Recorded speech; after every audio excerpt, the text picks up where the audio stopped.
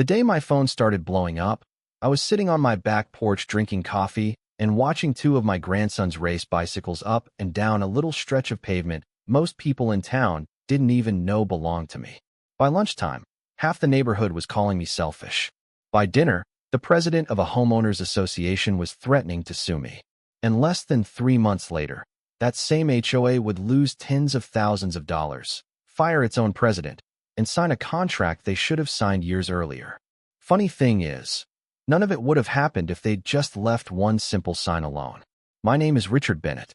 I'm 59 years old, retired from a long career running electrical crews all over northern Alabama, and for most of my life I've been the kind of guy who avoids drama whenever possible. I spent 30 years dealing with construction delays, inspections, angry clients, subcontractors who disappeared on Fridays and magically reappeared on Mondays with excuses that deserved awards. By the time I retired, I was done arguing with people. I wanted peace, a little land, a workshop, somewhere my grandkids could visit on weekends. That's exactly what I bought just outside Huntsville nearly 12 years ago. The property wasn't huge, but it had one unusual feature. Running across one edge was a narrow private access road that connected directly to a gated subdivision called Oak Hollow Estates. Most people assumed that road belonged to the subdivision because residents used it every day. Delivery trucks used it. Landscapers used it. Contractors used it. Even emergency vehicles occasionally used it because it cut several miles off the route coming from the main highway. The only problem was, it wasn't theirs. It was mine. The road sat entirely inside my property line. Every inch of it. When I bought the place, I knew residents had been crossing it for years. The previous owner never cared much, and honestly, neither did I. Nobody was damaging anything. Nobody was causing problems. So I left it alone. Live and let live.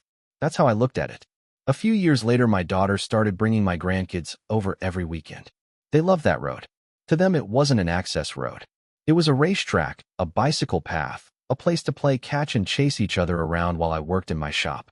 One afternoon after a delivery van came through faster than it should have, I ordered a bright yellow sign that said "Children at play, please slow down." Nothing fancy, just a safety sign. I installed it near the entrance where drivers could see it. And you know what happened? Absolutely nothing. People slowed down. Parents thanked me. Neighbors waved when they passed. The sign sat there for years without a single complaint. Then Oak Hollow elected a new HOA president. Her name was Linda Crawford. Now every neighborhood has one person who mistakes authority for importance. Linda was that person. Within months, she was measuring mailbox heights, sending violation letters over flower pots, and arguing with people about paint colors only birds would notice. The first time we met, she introduced herself by explaining 3 community rules I wasn't even subject to because I didn't live inside the subdivision. That should have told me everything. Still, I stayed polite. Then one Tuesday afternoon, I found an envelope in my mailbox. It was from the HOA. Inside was a formal notice demanding that I remove my children's safety sign within 5 days because it did not match the visual standards of Oak Hollow Estates. I actually laughed out loud. I remember sitting at my kitchen table reading it twice because I thought maybe I misunderstood something. They were ordering me to remove a sign from my own property. So I called Linda. I wasn't angry. Honestly, I expected the whole thing to be cleared up in 30 seconds. Instead, she doubled down. I explained the road belonged to me. I explained why the sign was there. I explained my grandkids played around it every weekend. There was a long pause before she said something that stuck with me. "Richard, cooperation goes both ways. You can either be part of the community or make things difficult." I remember staring at the phone thinking, difficult? I've been giving your community free access across my land for almost a decade. But I kept my temper. I told her the sign wasn't coming down. She laughed. Actually laughed. Then she said, "We'll see about that." 3 days later, I walked outside with my coffee and nearly dropped the mug. The sign was gone. At first I thought maybe a storm knocked it over. Then I spotted it sticking out of my garbage bin beside the garage. Somebody had removed it, carried it across my property, and thrown it away. I stood there staring at it for a long moment while something shifted inside me. It wasn't about the sign anymore. It wasn't even about Linda. It was the realization that these people had gotten so comfortable using something that belonged to me. They'd started believing they owned it. And standing there beside that trash can, looking at a bent piece of yellow metal covered in dirt, I made a decision that would change everything. That afternoon, I walked into my office, opened an old filing cabinet, and started digging through property records I hadn't looked at in years. That afternoon, I walked into my office, opened an old filing cabinet, and started digging through property records I hadn't looked at in years. At first, I was only looking for confirmation, something to reassure myself that I wasn't overreacting. But the deeper I dug, the more I realized this wasn't some harmless misunderstanding. The original deed was exactly where I remembered it. The survey attached to the purchase documents showed the access road sitting completely inside my property boundaries. No easement, no shared use agreement, no recorded right-of-way, nothing, just my land. I sat back in my chair and stared at those papers for a while. For 9 years, I'd let hundreds of people use that road simply because it seemed neighborly. Nobody had ever paid for maintenance. Nobody had ever offered compensation. And now the HOA president had sent people onto my property to remove something that belonged to me because she didn't like how it looked. That didn't sit right. The next morning, I called a survey company and ordered a fresh survey. If this turned into a legal fight, I wanted current documentation, not paperwork from over a decade ago. A week later, the surveyor walked the property with GPS equipment, checked the county records, and handed me a report that confirmed exactly what I already knew. The road was mine. Every foot of it. Then came the discovery that changed the entire situation. While searching through old emails, I found a message from 6 years earlier. It had been sent by Linda herself back when she served on a planning committee before becoming HOA president. I almost deleted it until I opened the attachment. The email thanked me for allowing temporary access through my road while the subdivision worked on securing a permanent easement agreement. Temporary access.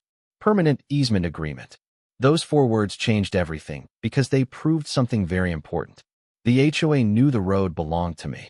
They had always known. They simply never finished the paperwork. Maybe they figured they didn't need to. Maybe they assumed I'd never care. Either way, they had spent years benefiting from something they legally didn't control. That evening, I drove over to see my attorney, a guy named Mark Ellis who'd handled property issues for me before. Mark read every document, every email, every survey. Then he leaned back and smiled. Not a happy smile. More like the smile a mechanic gives when he discovers why your engine has been making a strange noise. "Richard," he said, "they've got a much bigger problem than a sign."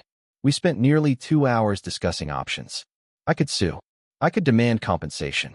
I could seek damages for unauthorized use. But there was one thing I absolutely had the legal right to do immediately. Close the road. I'll be honest, I didn't make that decision lightly. Contrary to what some people later claimed, I wasn't trying to punish anyone. Most of the residents were decent people. Many had no idea what was happening. But I also couldn't ignore what Linda had done. If I let that behavior slide, what came next? More demands? More trespassing? More assumptions that my property existed for HOA convenience? A week later, a contractor installed a 16-foot steel gate across the entrance. Heavy-duty posts. Electronic lock. Remote access system. Security cameras covering every angle. The entire setup cost me a chunk of money I would have preferred to spend elsewhere, but by then I considered it an investment in protecting my property rights. Once everything was installed, Mark prepared a certified notice. We attached copies of the deed, the new survey, and Linda's own email acknowledging temporary access. The letter explained that permission to use the road was revoked effective immediately. Future access would require a negotiated legal agreement. We mailed it that morning. I activated the gate that afternoon. 6 hours later, my phone started ringing. First, it was residents asking what happened. Then contractors. Then delivery companies. Then people who were suddenly discovering that what used to be a short drive had become a very long detour. By sunset, I had 17 missed calls and 4 voicemails from Linda. The 5th voicemail was my favorite. "You can't do this," she snapped. "This road serves the community." I remember listening to that message twice because of how perfectly it summarized the entire problem. She still didn't understand. It wasn't the community's road. It never had been. The next morning, she showed up at my property with 2 board members. They stood outside the gate while I watched through the camera system.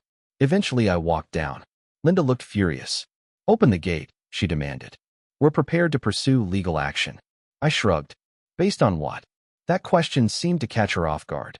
She launched into a speech about public safety, community reliance, and neighborhood expectations. When she finally stopped talking, I simply handed her a copy of the survey. She barely glanced at it. "This isn't over," she said. "No," I replied. "It probably isn't." Within days, the situation became much bigger than either of us expected. Residents started asking uncomfortable questions at HOA meetings. Why had no easement ever been secured? Why was the neighborhood relying on private property for emergency access? Why had nobody addressed the issue years ago? Linda tried blaming me. She claimed I was holding the community hostage.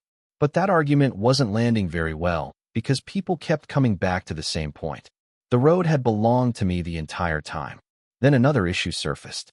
Emergency response routes. The access road wasn't just convenient. It dramatically shortened travel time for fire trucks and emergency vehicles. Without it, crews had to take a much longer route around the subdivision. Suddenly, residents weren't talking about inconvenience anymore. They were talking about safety. Mark sent another letter, this one outlining potential claims for nearly a decade of unauthorized use. The number was large enough to make people nervous. Very nervous. Linda responded exactly how you'd expect. She threatened lawsuits. She accused me of greed. She told residents I was exploiting the situation for money. What she didn't tell them was that she'd ignored multiple opportunities over the years to solve the problem legally. One afternoon, while all this was unfolding, I sat on the porch with my daughter watching the kids play. She asked if I regretted closing the road. I thought about it for a moment. I regret that it came to this, I said. But I don't regret standing up for myself. Looking back, that was probably the last peaceful evening before everything exploded. Because 3 weeks later, just after midnight on a warm Thursday night, a kitchen fire broke out inside Oak Hollow Estates. At first, it seemed like the kind of house fire firefighters deal with every day. Contain it quickly, limit the damage, get everyone out safely. But this fire wasn't going to stay small. Not with the route emergency crews were forced to take now. Not with the extra miles between the nearest engine company and the house that was burning. And not with the decisions the HOA had made long before anyone saw the first flame. While residents stood outside watching smoke pour into the sky, nobody yet understood that this single fire was about to expose every mistake, every shortcut, and every bad decision that had been buried for years. And by sunrise, the future of the entire HOA would be hanging by a thread. While residents stood outside watching smoke pour into the sky, nobody yet understood that this single fire was about to expose every mistake, every shortcut, and every bad decision that had been buried for years. And by sunrise, the future of the entire HOA would be hanging by a thread. The fire started in a kitchen on Birchwood Court sometime after midnight. From what investigators later determined, it began as a relatively manageable incident. The kind of fire that, under normal circumstances, might have caused limited damage before firefighters arrived. But circumstances weren't normal anymore. Without access through my road, emergency crews had to take the long route around the subdivision. Those extra miles translated into extra minutes. And when you're dealing with fire, minutes can feel like hours.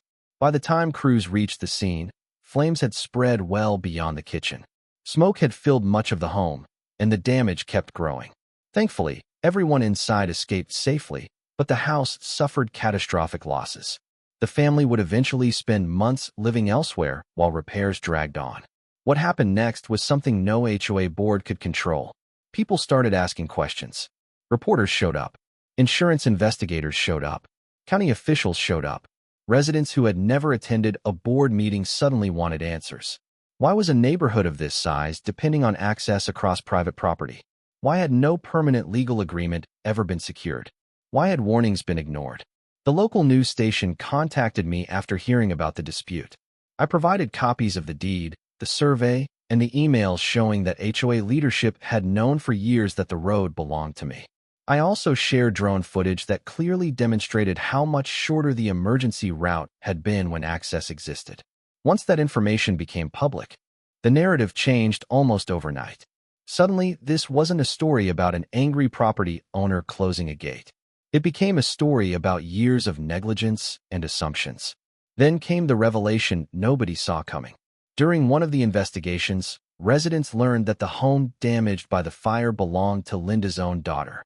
Her young granddaughter had been inside the house when the fire started. Thankfully, they escaped unharmed. But the irony hit the community like a freight train. The person who had pushed the hardest, mocked concerns, and escalated the conflict was now facing the consequences inside her own family. I remember hearing that news and just sitting quietly for a while. I wasn't happy about it. Contrary to what some people assume, there's no satisfaction in seeing children displaced from their home. But there was a certain sadness in realizing how avoidable all of it had been. One conversation, one reasonable compromise, one signed agreement years earlier. Any of those could have prevented the entire disaster. The following week, the HOA held an emergency meeting. Residents packed the clubhouse. Voices were raised. Accusations flew. Board members who had supported Linda suddenly wanted distance from her decisions. After several hours of debate, a vote was held. The result wasn't even close. Linda was removed as HOA president effective immediately. A few days later, I received a phone call from the newly elected board president, a retired accountant named Carl Jensen. The difference in attitude was obvious within 30 seconds. No threats, no demands, no ego, just a simple question. Richard, what would it take to fix this? For the first time in months, I felt like I was talking to someone interested in solving a problem instead of winning an argument. Over the next several weeks, our attorneys negotiated a formal agreement. Everything that should have happened years earlier finally happened. The HOA received a legal easement granting access across the road. In exchange, they agreed to substantial monthly payments, reimbursement of my legal expenses, strict maintenance obligations, and financial penalties if they violated any part of the agreement. There were also provisions protecting the safety signs my grandchildren depended on. Those signs would remain permanently, maintained at HOA expense, with no future interference allowed. When the final documents were signed, I remember walking outside and looking at that road again. It looked exactly the same as it always had. Same pavement, same trees, same stretch of land. Yet everything was different. Not because of the money, not because of the contract, because respect had finally replaced entitlement. 6 months later, Linda sold her house and moved away. I haven't spoken to her since. Sometimes neighbors ask whether I'd handle things differently if I could go back. The truth is, I probably would have started enforcing my property rights much sooner. Generosity works best when it's appreciated. The moment people start treating kindness like an obligation, trouble usually follows. These days, my grandkids still come over on weekends. They ride their bikes on that same road, laugh at the same bad jokes, and race each other while I sit on the porch with a cup of coffee. And every time I see those bright safety signs standing exactly where they belong, I'm reminded that sometimes the biggest conflicts don't start with money, lawsuits, or politics. Sometimes they start because one person becomes so convinced they're in charge that they forget a simple truth. Respect is earned, not assumed. Now I'm curious what you think. Did I go too far by closing the road? Or did the HOA create its own problems the moment they decided they had authority over someone else's property? If you were in my position, would you have opened the gate sooner or stood your ground exactly the same way? Let me know in the comments. And if you've ever dealt with an HOA, a difficult neighbor, or someone who confused power with ownership, share your story too. I'd love to hear where you stand on this one.